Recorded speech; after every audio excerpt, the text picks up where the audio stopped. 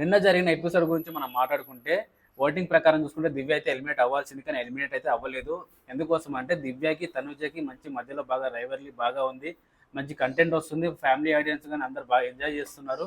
So దానికోసం అని elimination అయితే నిన్న చేయలేదు. సో నాగార్జున గారు కూడా చాలా తెలివిగా అడిగారు అనమాట ఇమాన్యుయల్ని పవరాస్త్ర గురించి, పవరాస్త్ర వాడి ఎలిమినేషన్ క్యాన్సిల్ చేస్తావా అని చెప్పేసి.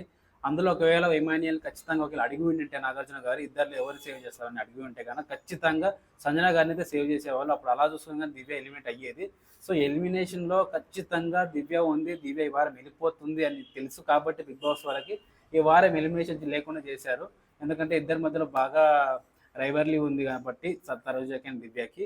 సో ఎలిమినేషన్ అనేది లేకుండా చేశారు ఈ వారం. ఇక్కడ ఇమాన్యుయల్ కొంచెం తప్పు చేశాడు అని నాకు అనిపిస్తుంది. ఎందుకంటే సార్ ఆడియన్స్ డిసిషన్ సార్, వాళ్ళు ఎలా చేస్తే అలా ఫైనల్ సార్ అని చెప్పి ఉంటే కానీ ఖచ్చితంగా దివ్య అయితే ఎలిమినేట్ అయ్యేది.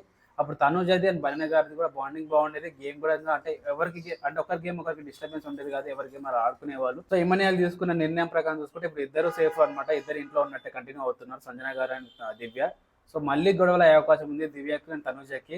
కొంచెం చూడడానికి కూడా ఏంటంటే కొంతమందికి నసగా అనిపిస్తుంది. సో మళ్ళీ ఏమేమి జరుగుతుందో చూడాలి. ఇమాన్యుయల్ తీసుకున్న నిర్ణయం తప్పని నాకు అనిపిస్తుంది. మీకేమనిపిస్తుంది కామెంట్లో పెట్టండి. Thank you.